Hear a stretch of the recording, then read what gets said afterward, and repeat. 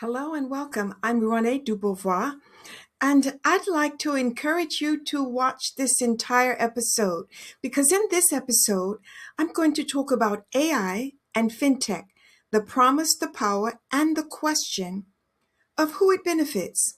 Have you ever thought about that? Who does AI really benefit, especially in knowing that there are millions of people excluded?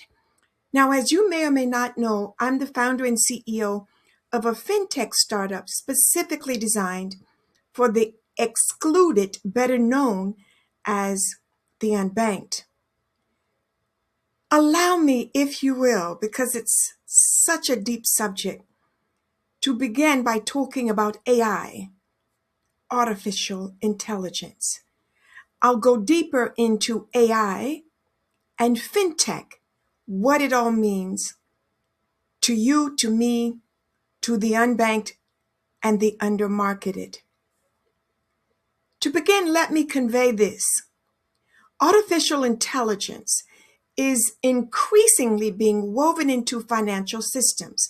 Now, I know that being in the fintech industry, which is financial banking, if you will, but from lending decisions to fraud detection to identity protection or more or less identity verification, it is often described as progress. I'm going to challenge that whole theory right here in this podcast. Progress for whom is the real question. Who is progressing from AI fintech? Is it the elites that we're seeing, the billionaires? Is it you? Is it me? Is it your neighbors? The pairing of AI and fintech, that's not inherently positive or negative, but it is consequential. And by that, I'm conveying that consequences demand scrutiny. Consequences demand development of honesty. Consequences has many demands placed upon us all when scrutiny, shall we say, fails. I'd like to draw your attention just for a few moments on what AI brings to finance. When you think of AI, you're perhaps thinking of it in terms of ChatGPT. That's fine because that is a part of AI. But at its core, AI possesses patterns at scale. In fintech, this simply means faster decisions, automated risk assessments, and I would say it reduces operational costs. Well, if you're in business, who doesn't want to reduce operational costs?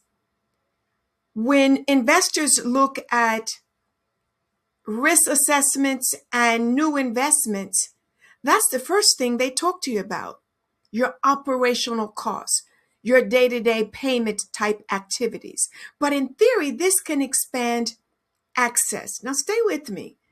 I have something I want to say here. It can help people without traditional credit. Traditional credit histories can participate in financial systems. So in other words, with or without credit, you can participate in a financial system and it can protect users from fraud.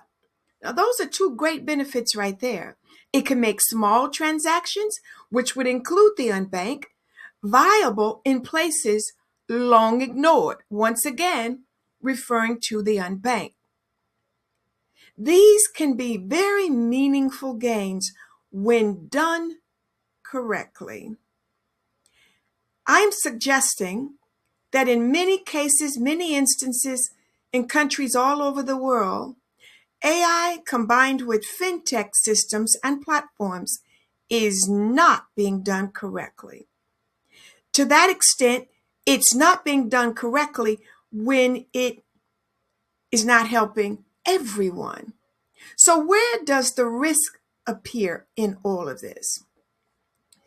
The risk appears when AI also inherits the past. But the question is, does AI inherit the past? Financial systems data reflects inequality. I know it because I'm involved in it. So when AI systems are trained on that data without correction, bias does not appear. You know what happens? It becomes automated. And if it's automated, it can easily override or over assess or over ignore. A decision made by an algorithm, for example, that's often treated as objective. You know that, and I know that. But optimacy is not neutrality. Without an explanation and appeal, automation removes agency. What agencies am I talking about? Let's look at it this way. Efficiency cannot replace fairness. Boom! Let's start there. Efficiency cannot replace fairness because efficiency, in effect, erases or eliminates fairness. Don't worry, I'll talk about that in my next podcast. Let's talk about the identity at the center. Your identity, your iris, your face, your fingerprint. Every financial system depends on identity. Your identity, my identity. They do not function without an identity in place. That means that AI-driven fintech has increasingly relied upon biometrics. Again, I know it because my AI platform is doing exactly that.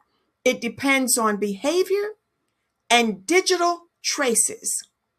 Without consent and, what's the word I'm looking for? Restraint, this creates a system that monitors people more closely than it does to protect them. Isn't it true that these systems should be protecting identity?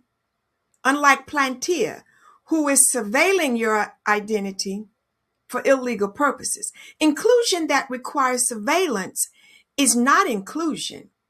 It is conditional access. In other words, if you refuse to opt in to provide proof of your identity, that platform or that financial institution will choose not to perform the work you need, the file you need to have an account. So having said that, who then benefits and who doesn't? You don't benefit if you cannot prove your identity. That is the sole reason that there's more than 50 million unbanked. Why? They don't have an ID, nor are they given the privilege, the gift, or the access to gain an ID. And that is where my organization comes in.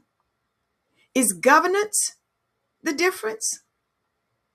Do you think governance can make a difference? The question is not whether AI belongs in finance. It emphatically does. And shall I tell you? Boom, it already is. The question is whether we will require various details and components in our systems. For example, explainable decisions, human oversight.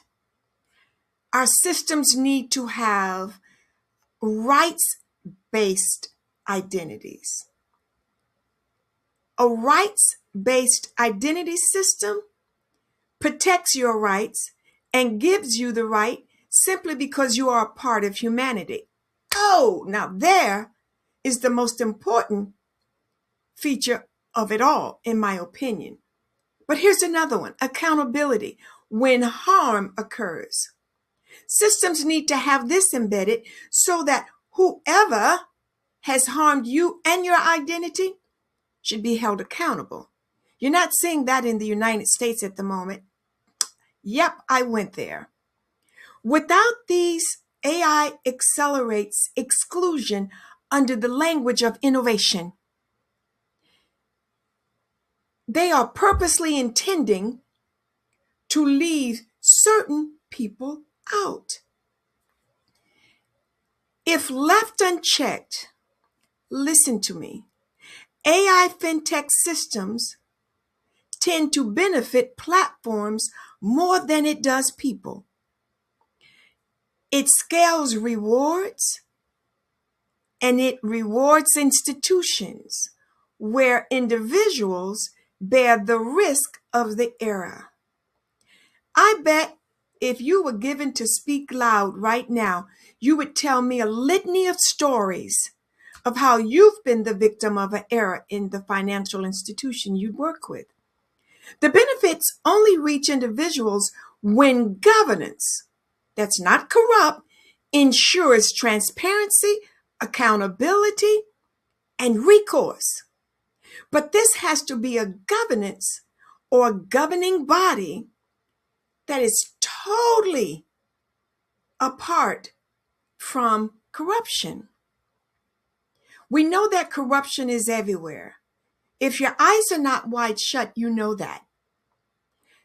These startups like mine, Fintech startups, are making a change, hopefully, for all humanity. I will say this, my organization is. AI will shape the future of finance. Believe that. That much is clear, or shall I say abundantly clear. What remains, however, undecided is whether financial systems will be built to serve people or to manage them. We all have heard about Palantir, their spying, their surveillance on behalf of Israel and all these things. Never mind. Will these systems be built to benefit people? Technology determines what is possible. That's the beauty of technology. But governance determines what is acceptable as it relates to technology. That is what you should go home with. The future of AI in fintech will be judged, emphatically put, not by its intelligence, but by its restraint. Thank you very much for watching my podcast. I hope I have given you food for thought. Please remember, a boss has the title, a leader has the people, technology has AI, governance has the control. Again, I'm Renee Dubois. You've been watching Sovereign Voices. Thank you very much for watching. Please remember you can get all the details on my subject here today in this podcast in my written article, too much coffee, I think, in my written article on Substack. Thank you very much again for watching. Merci beaucoup. Bonne journée. Au revoir.